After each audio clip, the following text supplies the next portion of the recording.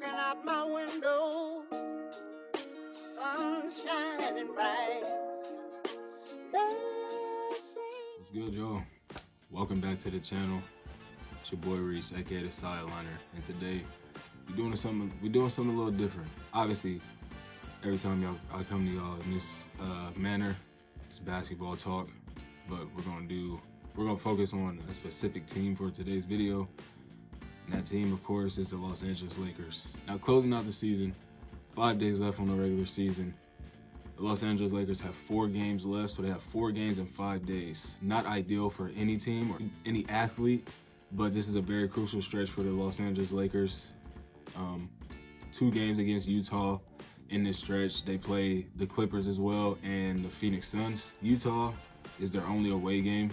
Technically, they play the Clippers at, it's obviously all in Crypto.com arena, but it's a Clippers home game. But essentially, they have 3 home games in the season versus the Clippers, Phoenix Suns, and Utah once more. So tonight's game is actually taking place in Salt Lake City. The Lakers are 0-2 against the Utah Jazz currently on the season. Lakers should be able to take care of business, in my opinion, in these last couple matchups against the Jazz. Anthony Davis had 22 points, 8 rebounds in the first matchup in the loss, and then in the second game, he had 29 and 4 rebounds. Bron only played in the first game. He ended up with 17, 10, and 8, a near triple-double, but it still wasn't enough to pull off the win.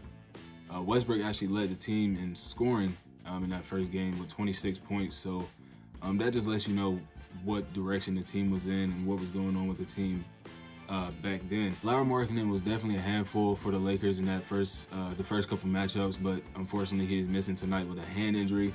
But Jordan Clarkson also provided a scoring spark for the Jazz, dropping 20 points on his former team. So we got to watch out for his explosion tonight, his possible explosion tonight. Also, Walker Kessler's defense. Both these games actually happened in the same week back in November, way at the beginning of the season. Obviously, this team is completely different since the trade happened back in January, February.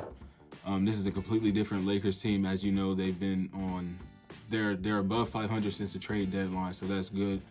Like I said, completely different team. So worst case scenario, if they lose tonight and New Orleans wins, then the Lakers fall down to 8th, which is not ideal because then you're still in the play-in, but winning tonight could possibly boost them into the 6th seed, barring a Warriors loss. The second game for the Lakers, like I said, is against the Los Angeles Clippers.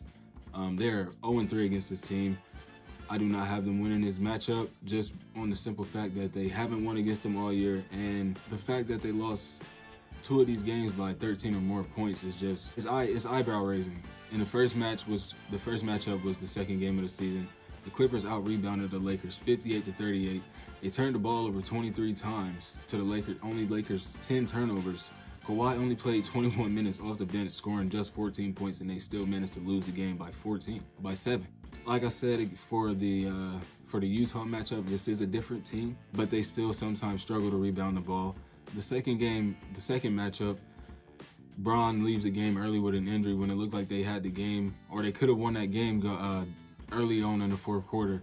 And then in the third game, Bron actually dropped 46 points and they still lost the game by 18. So Anthony Davis is back to being Anthony Davis. Austin Reeves has proven that he can be a solid 15 to 20 point per game scorer in the past few weeks. D'Angelo Russell is getting back in the groove of things. Rui Hachimura is coming back and looking nice. So the defense is also looking very, very good. So they could pull this win off, but I don't see it happening just off the simple fact that they are, even if they do win, let me just say, like, they could win the game. Even if they do win that matchup, I mean, this last game, they lost the season series. So if they get the tiebreaker, like the season ends and their records are tied, the Clippers are having a higher seed because they are 3 games, or at that point would be 2 games above the Lakers. Third game, Phoenix Suns. Lakers have won one of the 3 matchups, one of the 3 games in this season series. LeBron has yet to play in any of these games against Phoenix this season. who is currently undefeated when KD is in the lineup. He's looking great this year. Anthony Davis had 37 points and 27 rebounds in the first game, but they ultimately lost the game by 10 because the team shot atrocious from deep. They shot 18% from the three compared to Phoenix shooting 47%. So that's definitely not going to win you a game in the NBA. The second game, Russell Westbrook, Anthony Davis, and LeBron James all missed, and Chris Paul put up 28 points in Devin Booker's absence. Without any of those three players playing in the lineup way back early on in the season, it was a definite loss. I think the team maybe only won a couple games without the three of them players in the lineup. The third game, Anthony Davis returns with the new addition of D'Angelo Russell, combining for 52 points, and Austin Reeves also dropped 25, and the Lakers finally made the game, took a game in the season series. If the role players could step up again and Bron is doing Bron things, and Anthony Davis is still in the groove, looking like he's ready for this playoff push, this can be an impressively crucial win for the Los Angeles Lakers heading into the playoffs. Now, I'll be remiss if I did not mention the Golden State Warriors. Just off the simple fact that the Lakers are in the race with the Warriors. At this point, it's a technical four-way tie for fifth with the Clippers, Warriors, Lakers, and Pelicans, who all have 38 losses on the season. The Warriors actually play OKC tonight in Golden State. Should the Warriors lose this game, like I said, the Lakers would jump up into that sixth spot because they do have the tiebreaker being up 2-1 against Golden State on the season series. So that's if they win their game against Utah. They have to win, and Golden State has to lose for that to happen. Otherwise, I think it's just going to be a stalemate, and they'll sit in the same 6 and 7. They have won the season series. They don't play the Warriors again, so like the Clippers, should the season end at a tie, with the records being tied, the Lakers would have the higher seeding in that situation because they're up 2-1 on Golden State. The Warriors are a bottom 5 road team this year. They've been absolutely terrible when they play away from the Chase Center. 2 of their last 3 games are actually on the road, so if everything goes perfect, the Lakers could possibly steal that 6th seed. And last but not least, the other team that the Lakers are in the race with, the New Orleans Pelicans. They currently are tied, same record as the Lakers, but LA holds the tiebreaker, being up 3-1 on the series. That series is wrapped. They don't play again for the rest of the season, so should it end in a tie, Lakers get the higher seed. Pelicans do have a very tough schedule going down the stretch. 3 of their 4 games are teams that are in the playoffs, being Sacramento, Memphis, and New York Knicks.